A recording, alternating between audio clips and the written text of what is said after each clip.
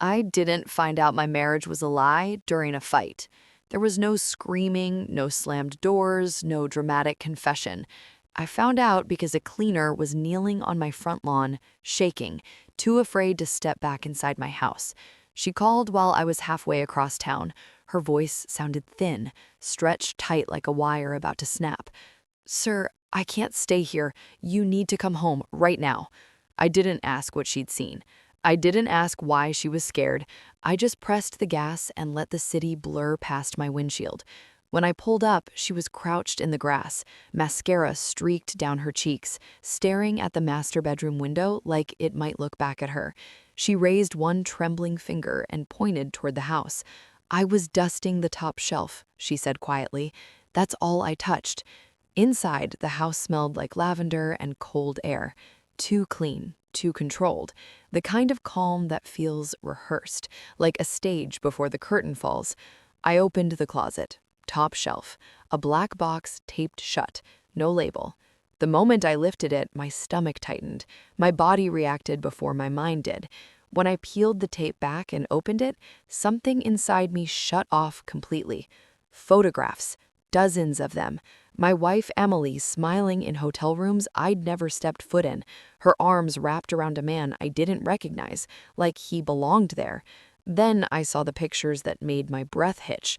My daughter, younger, smaller, holding that man's hand the way children do when they feel safe, the way she used to hold mine crossing the street.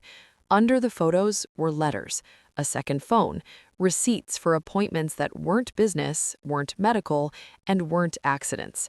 I didn't shout. I didn't sit down. My heartbeat slowed and shifted into something colder, something that started counting instead of feeling. "I swear I didn't touch anything else," the cleaner whispered behind me. I thanked her, walked her out, locked the door. Emily lived for appearances. She treated our marriage like a storefront polished glass, hiding rot behind it. Business trips, charity dinners, late nights, visiting her sister. She'd built a second life inside the first, and I'd been tending it like a fool, proud of the illusion. So I started digging, slowly, quietly. Passwords from her laptop, bank transfers hidden under coded names, GPS logs from her car's service app. That's when the full picture came into focus. She wasn't just cheating, she was preparing to disappear, moving assets into a trust I'd never signed, booking flights under my name, designing an ending where I took the blame and she walked away clean. At breakfast, I poured coffee like nothing had changed, asked about her meetings. She smiled, too wide, too many teeth, not enough eyes. Every night I built a grid. Dates, deposits, hotels. The man's name finally surfaced. A consultant, twice divorced, drowning in debt. The box wasn't a mistake. It was bait. 2 weeks later, the DNA results arrived. She wasn't biologically mine.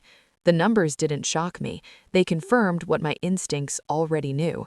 Coordinates to a battlefield I'd already crossed. That night, I didn't confront Emily. I organized everything. Instead, photos, financial trails, DNA results. One clean folder. I placed it on the kitchen island like something that had been waiting for her. When she walked in from her conference, I slid it across the counter. "Where did you get this?" I stayed silent. She flipped pages faster.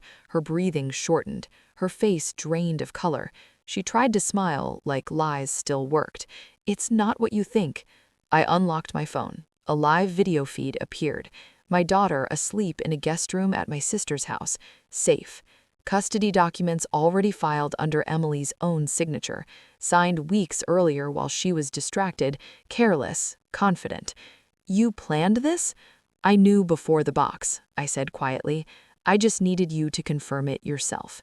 Her knees gave out. She slid down against the counter, nails scraping stone. I placed the man's financial records beside her. Debts erased, payments traced, lies exposed. Her future collapsed without a sound. Morning light crept through the windows. Emily hadn't moved. She already knew. Accounts frozen, flights canceled, custody secured. The child she chose over me, safe with the man she chose instead. I poured myself coffee. The smell grounded me. Years of restraint had led to this moment. As I reached the door, she finally whispered, "You destroyed me." "No," I said. "You built this. I just stopped holding it up." The door clicked shut behind me. Cleaner than forgiveness, sharper than revenge.